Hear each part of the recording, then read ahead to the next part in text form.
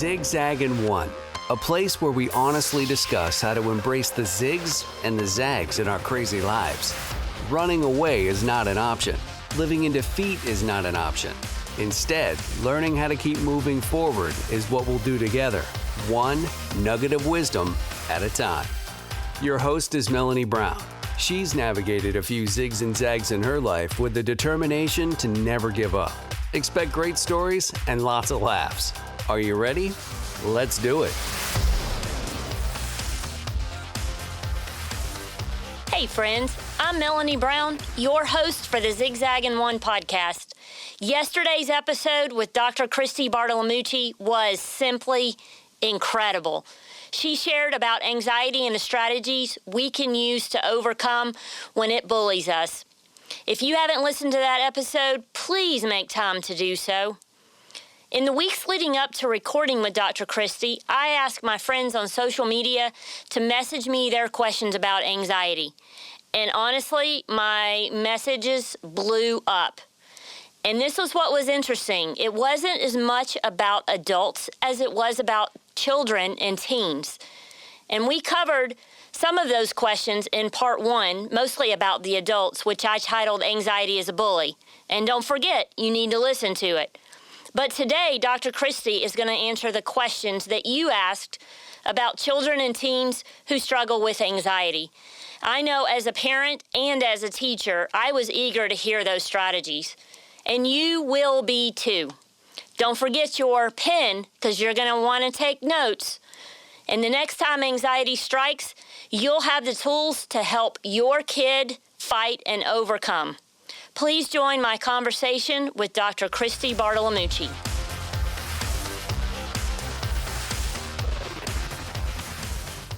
Thanks for joining me for part 2 of the anxiety series with Dr. Christi.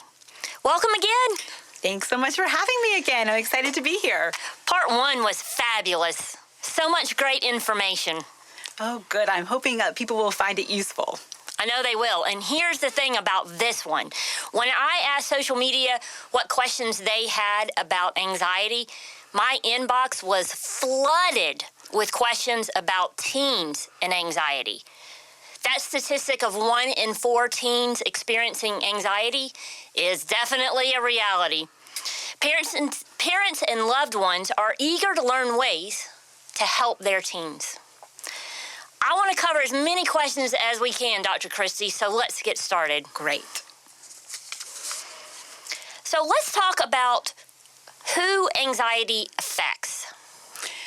Well, anxiety doesn't discriminate, so it really affects everyone. And it can affect young kids, very young kids, all the way through the elderly. And so it can look different at different ages, and it plays out differently at different ages, but it's the same underlying anxiety that can hit.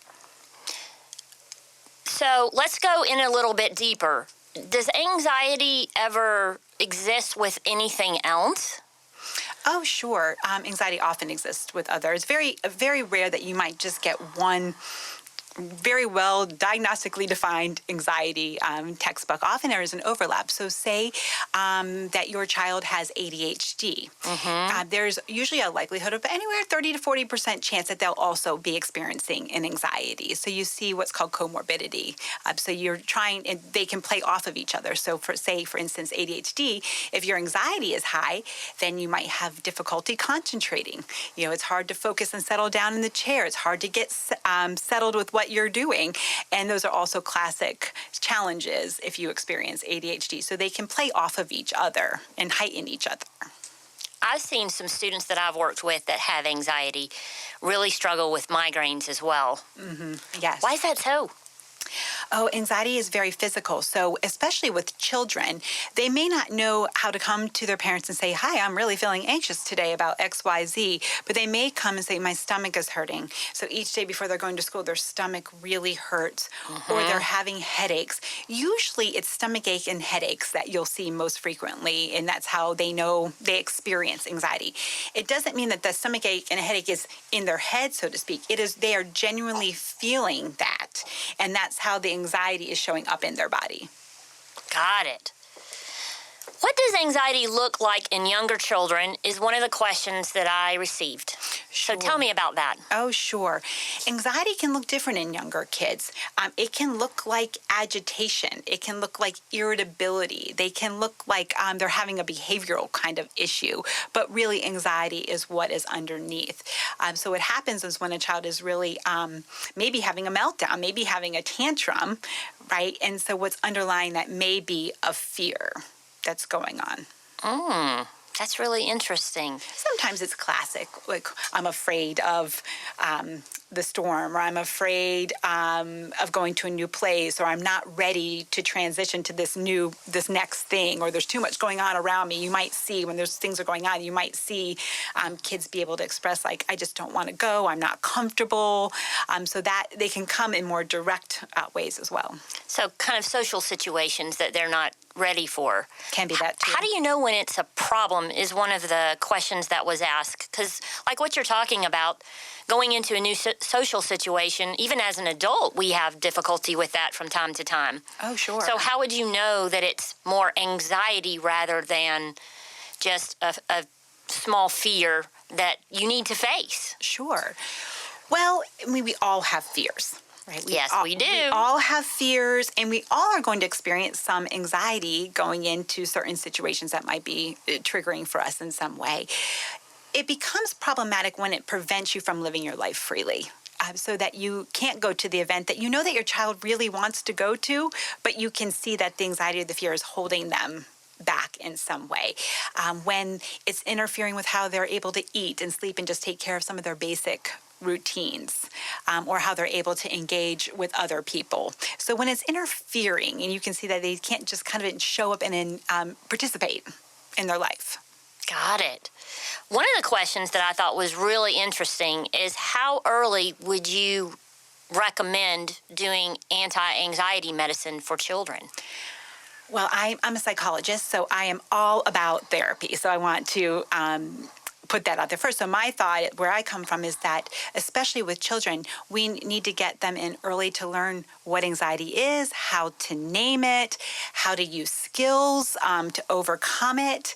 And if then, with those skills, and if the anxiety, I think about anxiety as like a volume control. If the volume of the anxiety is so loud that they can't use their skills, or they can't get any traction with those skills, that's when I may refer to a psychiatrist. If we've really worked and we've tried lots of different angles, but it just remains such a powerful hold on them that we need some medication to help turn down that volume so that they can put their skills in place. But they will always need to learn the skills to handle the anxiety and to face the anxiety, and medication alone won't take that all away.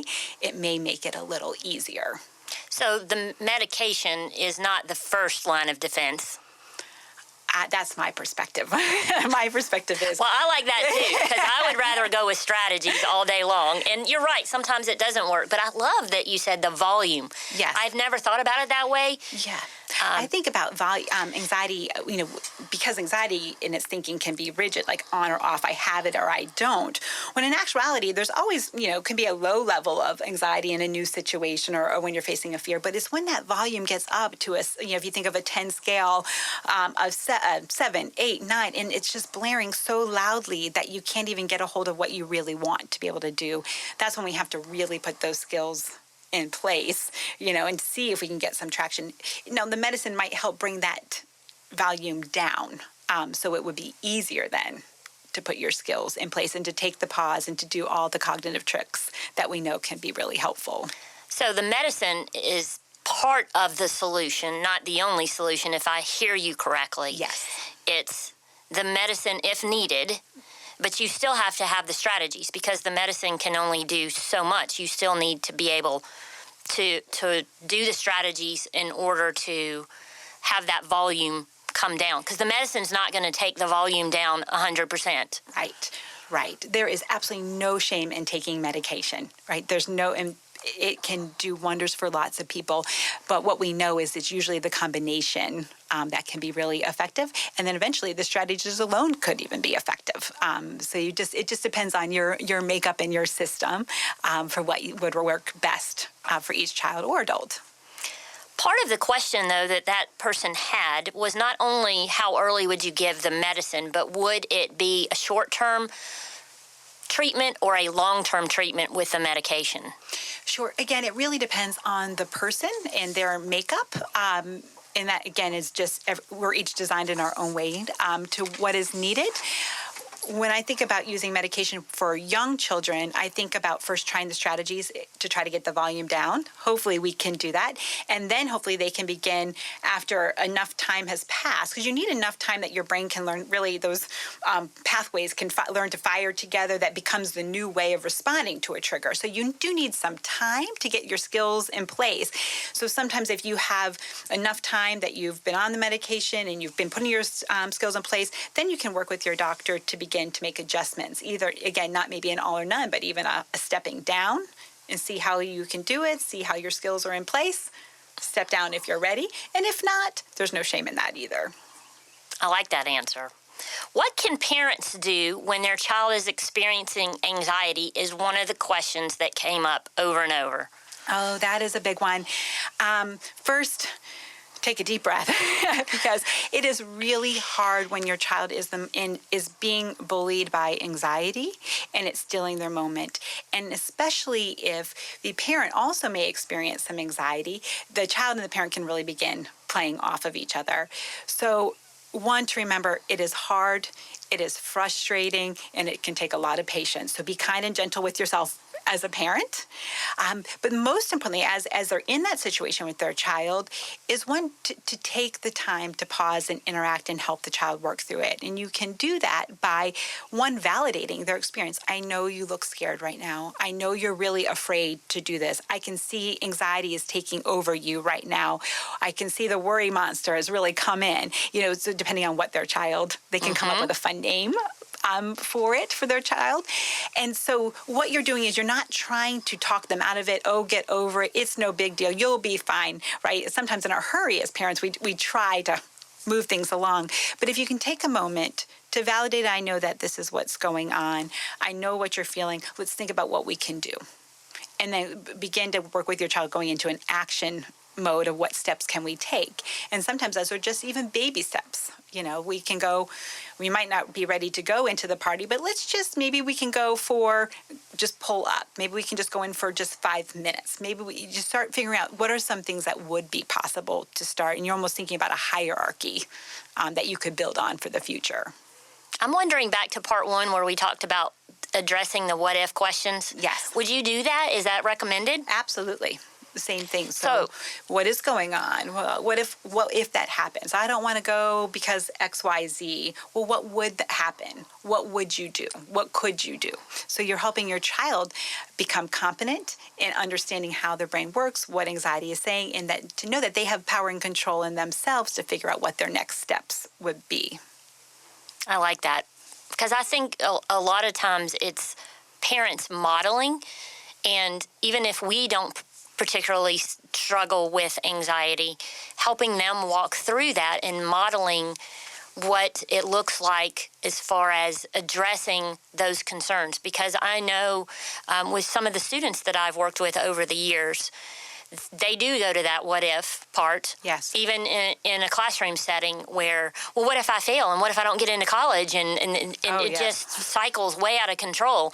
And once, like you said in the first part, is that you talk through those and you say, well, what if you don't get in that college? There are zillion colleges across the world that you could get into. That one is not the only one. Right. So you're helping them engage in problem solving with you. So I think about parents as your child is dealing with anxiety is that you're very much in coach mode. You're there to help them through it. You can't take over for them. You can't solve it for them, but you can help walk with them and guide them through the problem-solving strategies when their minds are still hijacked by the anxiety. So eventually they will be able to do that for themselves, and they'll have that voice of yours, of that coach, internalized. Is it any different for teens than you would do with a younger child? Would you do the same thing? Same types of things? Yes, it's the same strategies really for children, teens, and adults, but you just case them a little bit differently. So for a younger child, when you're thinking about naming the anxiety, you can have fun coming up with a silly name and drawing it out. And teenagers may have a more practical way of kind of noticing I'm just so stressed out, or anxiety is taking over, you're still trying to get them to name it. And you're really trying to help kids learn how to problem solve with anxiety and how to put their skills in themselves rather than just reassuring them. And that's kind of across the board too. Like, oh, it's fine, you'll be fine, right? That's a reassurance. Or I'll take care of it for you. That's a reassurance. So it's more of a what can you do? How can you approach this? What if that happens? And then your job is to sit with them through that. So their answers are going to look quite different as a little kid, right? Well, I can go get my friend versus a teenager may have a more sophisticated strategy of what they're going to do. Our job in either is to be the coach and help them work through that. I like that a lot. Are there any strategies, I guess the whole idea of teenagers, and since that's my area of expertise and the area of which I enjoy working with students the most, I love teenagers. They're quirky, they're weird, they're all over the place. Mm-hmm. What does it look like in a teenager? Because I see some things that they struggle with, and I have a hard time pinpointing, is it anxiety or is it stress or is it both? Right. What does it look like in a teenager? It can look different because you can still see some of that agitation and frustration that you can see with some of the younger kiddos. It can also be lots of the what if questions. It can be the catastrophic thinking, like, what if I never get into school? If I don't go to this school, what does that mean? It's this kind of all or none, black or white thinking that they can get kind of stuck in and not realize that there might be a wide range of gray in between there. So you might see that.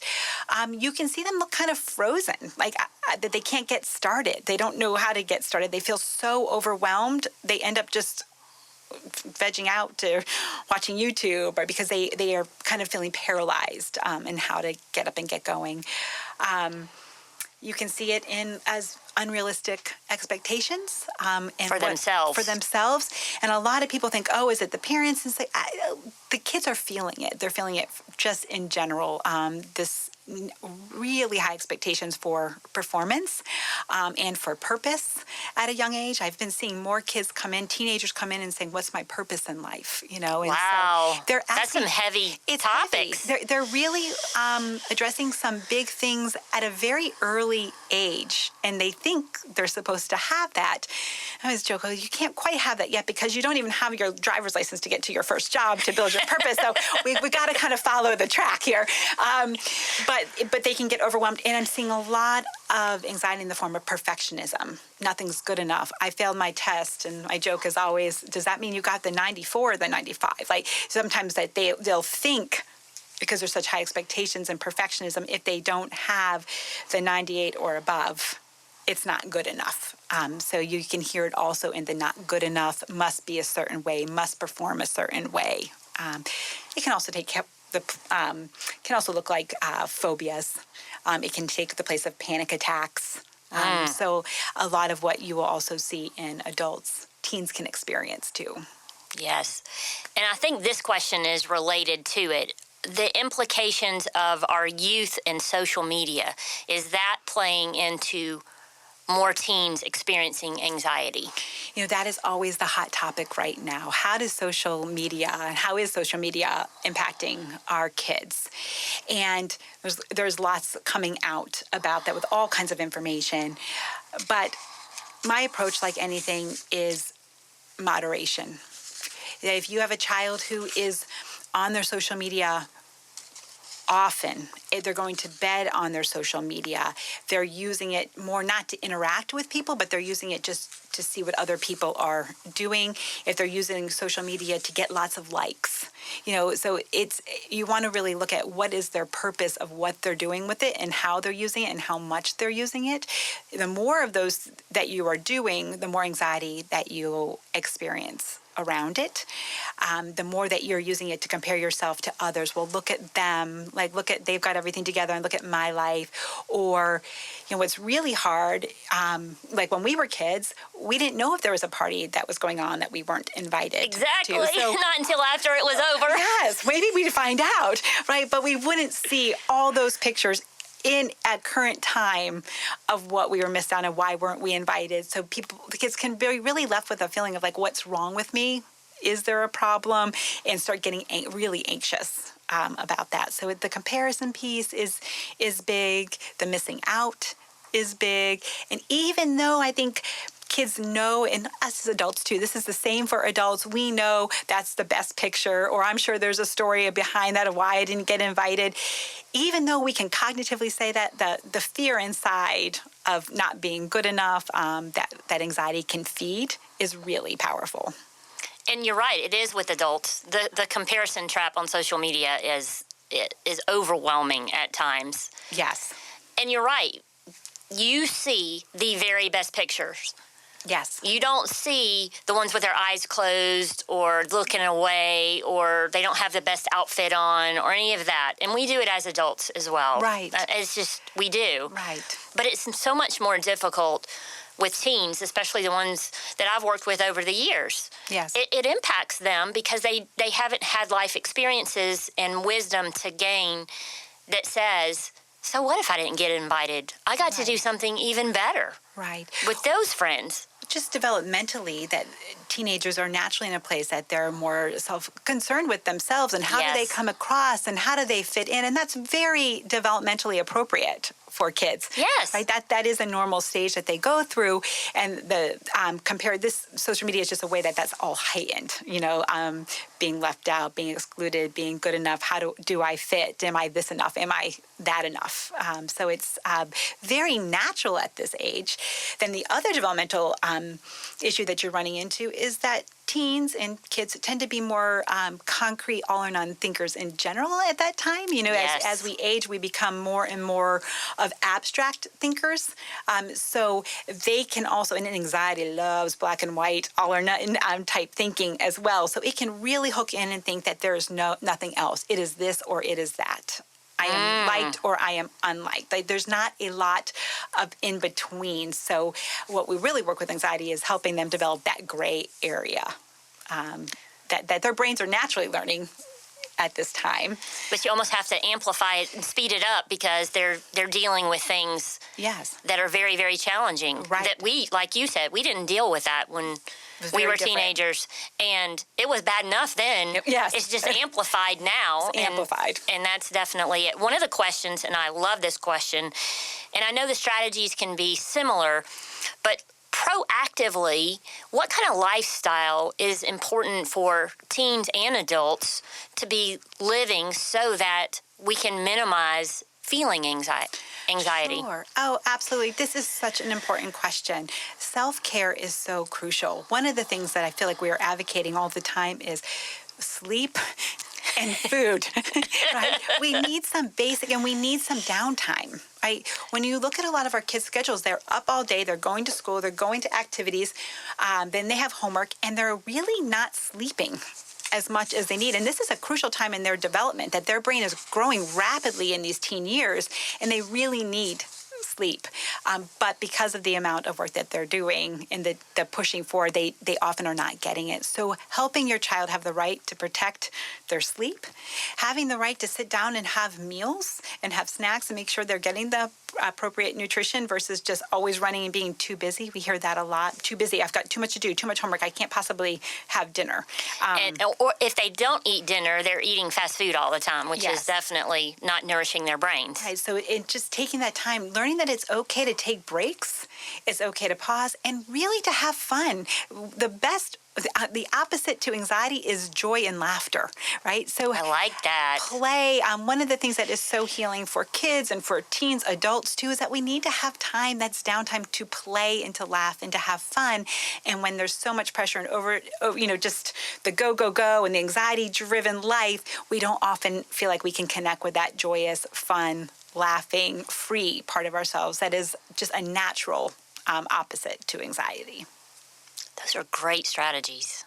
And I think we would all do well. Good for all of us. Yes. We all need to do those. I love to throw in a little writing, journaling, meditating too. Well, expand on that, because Yes. I agree, and I don't think we covered that. So talk about why journaling or meditating or praying or nature walks or any of those things, what do they do to our brains? They create calm in our body and peace in our body, which is naturally in opposition to living in anxiety. Yes. We need space. When we come up with our best ideas, when we come up with our problem solving, right? When we come up with our visions for what we want in life, it's usually in the space that we have been able to create that we can receive what we need to do, receive paths, receive answers. And so meditating helps calm, create that space. There's lots of new research and science coming out on how much meditating actually can heal from physical issues and definitely to anxiety. So I'm a big fan of meditating, even for kids. So that is great. Journaling to just keep in touch, giving that space to really acknowledging what's happening inside of you, to be insightful and aware so that you know how to move forward in your life, to have that space. Nature is fantastic. It just calms. It does for me. It does. Love it. Really important. And exercise. Exercise. And it doesn't have to be wild, crazy exercise. It can be just getting outside to take a walk, doing a short yoga that you see on TV. It doesn't have to be a hardcore, one more thing you have to do. It should be something that fills you, that gives you some space, that brings you some calm. Cleans out your brain. Yes, it's wonderful. Dr. Christi, I am so thankful that you joined us for these 2 episodes. You are so incredibly knowledgeable and so many great strategies that you've shared. I know I've learned so much. I hope the listeners have as well. So thank you for being with us. Thank you so much. I've really enjoyed being here with you today. Make sure to check out the show notes to find additional resources. And make sure that you also share this episode with all of your friends that have children. I know as a parent, even though my boys are a little bit older, these are great pieces of information, great strategies that we can carry and help our children not feel so anxious. And I am so appreciative of that. Until next time, keep moving forward.